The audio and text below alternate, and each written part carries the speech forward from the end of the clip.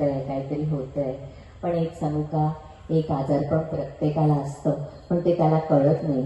ते असतं शब्दांचं आजारपण. आपण शब्दांचं आजारपण घेऊन जगत असतो बरं का. अहो, कुणीतरी कुठल्या तरी वयाच्या टप्प्यावर एका आपल्याला काहीतरी बोललं असतं, ते आपल्या हृदयामध्ये गेलं असतं, ते आपल्याला आयुष्यभर छळत असतं आणि असं वाटत असतं की का मला असं का बोलल्या त्या. विनोबा भावे असं त्यांनी म्हटलेलं आहे की काय झालं की त्यांची आजी म्हणाली त्यांना एकदा की अरे विना, मला मग स्वयंपाकघरात असते आणि समोरच्या खोलीत येते काहीतरी वस्तू आणायला, तर स्वयंपाकघरातून समोरच्या खोलीत येईपर्यंत विसरून जाते की मी कुठल्या वस्तू आणायला आली होती. आत्ताच मला काही आठवत नाही. पण विनोबा म्हणाले, पण तिला 50 वर्षापूर्वी तिच्या सासूनी जे शब्द बोलले होते, ती बरात आल्यानंतर तिच्या घरी तिला जे काय म्हटलं होतं ते तिच्या पूर्णपणे लक्षात असतं आणि त्याचा ती वारंवार वारंवार उल्लेख जो आहे तो करत असते. कारण असं शब्दांचं आजारपण असतं. माझ्या एका बहिणीचं लग्न झालं तेव्हा ती सासरी गेली. तिला तिच्या सासूबाई म्हणाल्या अंगणात सडा टाकशी. तिच्या घरामध्ये विहीर होती त्यामुळे ती मनसोक्त पाणी टाकत असे अंगणामध्ये, पण इथे नळ 4-5 दिवसांनी एकदा यायचा सासर घरी.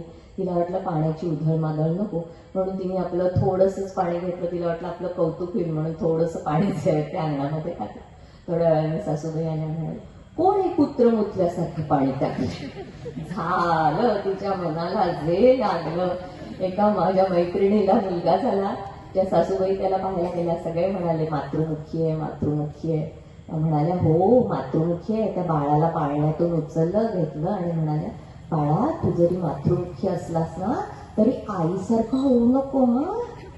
झालं काय हे, कशासाठी बोलायचं लागलं ना, जन्मभराचं लागलं. तिला तेच आठवतं, मुलाचं लग्न झालंय, त्याला मुलं झाली. त्या दिवशीनं असं म्हणाल्या, त्या दिवशीनं असं म्हणाल.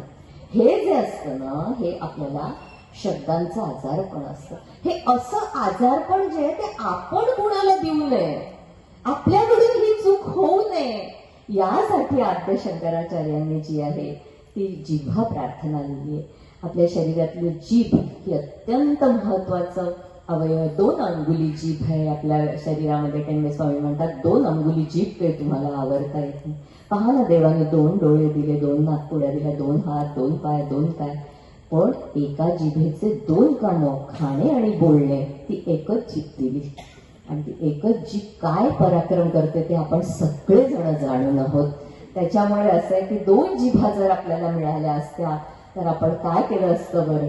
आधीच तर हे खाऊ की ते खाऊ असं होतं, हे बोलू की ते बोलू असं होतं. ते मनातच अनेक गोष्टी राहून जातात काही काही बोलण्याच्या. 2-2 जिभा जर आपल्याला असतात आपण काय केलं असतं. म्हणून देवाने अगदी सगळा सर्वांगपणे विचार करून एकच जीभ आपल्याला दिली. आणि शंकराचार्यांनी मग तिच्यावरती सांगितले की तुम्ही काय करा. जिभेचं एक काम आहे ते बोलणे, आणि असं आहे विचारपूर्वक बोलणे, हे मनुष्याचं काम. एकदा एक माणूस एका जत्रेत गेला. त्यांनी पाहिलं की एक माणूस पोपट विकत होता. जुनी गोष्ट आहे, आता काही आपल्याला पोपट पाळता येत नाही. तेव्हा त्यांनी विचारलं की या पोपटाची किंमत खूप आहे, याचं कारण काय. म्हणे अहो, हा काही साधा सुद्धा पोपट नाही, हा बोलतो. आणि त्या पोपटाला ते म्हणाले, काय रे पोपटा, तू बोलतोस की नाही. पोपट म्हणाला, यात काय संशय. त्याला वाटलं अरे वा, म्हणून खूप भारी किंमत घेऊन त्यांनी तो पोपट जो आहे तो विकत घेतला.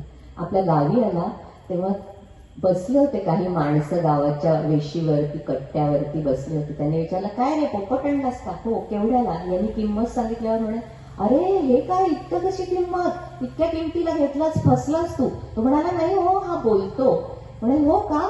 म्हणे काय बोलतो. हा आत्ता माझ्याशी बोलला. त्या पोपटाला ते म्हणाले तिथली माणसं, अरे इतकी मोठी किंमत देऊन हा माणूस फसला की नाही. पोपट म्हणाला, यात काय संशय. कारण त्याला तेवढंच फक्त बोलता येत होतं, त्याला तेवढंच शिकवलेलं होतं. तर माणसाने असं बोलू नये फक्त पोपटासारखं. विचारपूर्वक जे आहे ते माणसांनी बोलावं. म्हणून आद्य शंकराचार्यांनी जिव्हा प्रार्थना